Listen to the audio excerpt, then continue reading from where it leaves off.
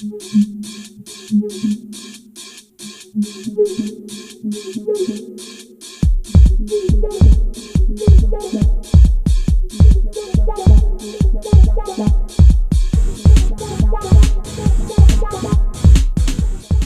1989, Tim Berners-Lee wrote the first proposal for the World Wide Web, which was proposing a radically different way of sharing information on a global scale. In just that short space of time, the largest information infrastructure in human history was built on the existing infrastructure of the Internet. Consider how we got from there to here, and where exactly we are at the moment. The Internet was really important. Microchips, the personal computer, file transfer protocols, and it was also linked to much broader technologies that were shaping our modern world. Mass production, electricity, and the cables that provide the Internet, but as well as technological innovations that enabled us to develop the web. It's important to recognize that it was linked to a cultural history. The web has a history that was tied with economics and with social change. So we need to think about post-war economic boom.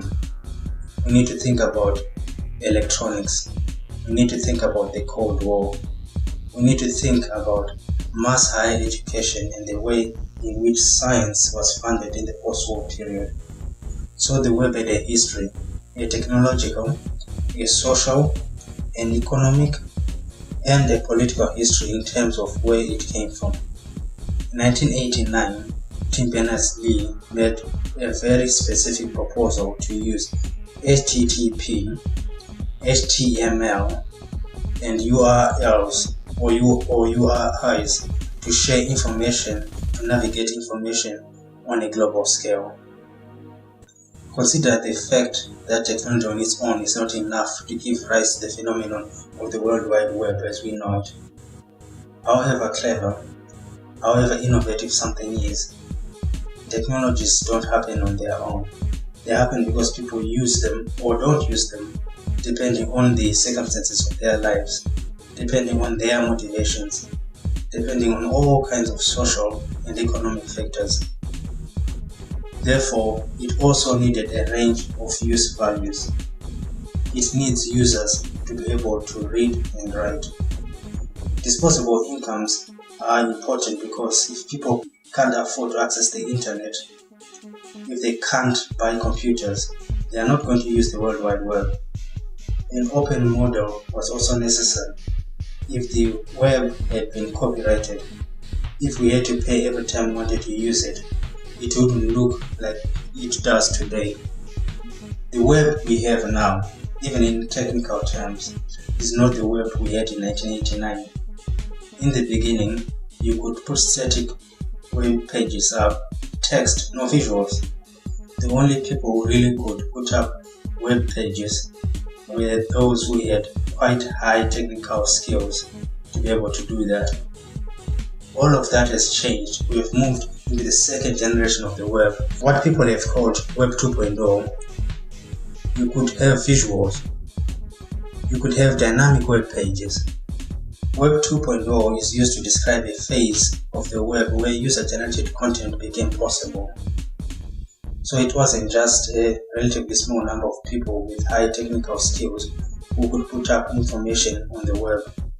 Anybody with access to the web could put up their information out there, whether it is on Facebook or on Twitter or whether we are blogging. A whole range of ways in which people can share information, share their photographs, share their life histories, sell their products, be on eBay, whatever it is. User-generated content is driving the web, or has driven the web to a large extent in terms of that growth in the recent history. It's all going to stop there. People are now talking about the Web 3.0.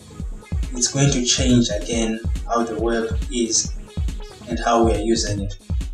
Hard work has gone into making of the web we see today. The World Wide Web Consortium is an organization that develops protocols and guidelines to ensure the stability and the continued growth of the web. The organization brings together governments, businesses, and academics, a whole range of people who negotiate long and hard over how to enable the web to continue to function in a stable, reliable, and sustainable way. In W3C, there are two underpinning values. The first is the web is for everyone, and the second is the web is for everything. It has to be possible to use the web on any kind of device, not one that is produced by one particular company or a particular kind of device, but on any kind of device.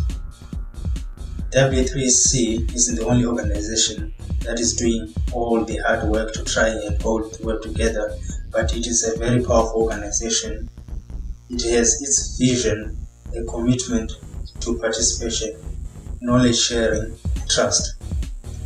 And that's not easy. Consider where we are now. 2.5 billion users is amazing. But we're heading for 7.5 billion people in the world. Most people in the world don't use the web. We have to be really careful when we talk about the web and we say it's changed all our lives. We are all using the web, because we don't. What is going to happen when more people start using the web? What are the consequences of the fact that most people are excluded or not included from the web? Many of those people are in countries outside the West, but it's estimated that 15 million people in the UK have never used the web. We need to think very carefully about the consequences of that. Where we are now is not guaranteed. The web is not going to stand still. The web is going to change. There's no doubt about that. No effort could hold it still, even if we wanted to do so. We all need to take responsibility for the web, for understanding where it is, where it might go in the future, and our part in that. The web we have now is not inevitable. The things that make the web what it is today are not guaranteed. It is necessary to be cautious, consider if and how we want to keep the web that we have now, and what might happen if changes are allowed.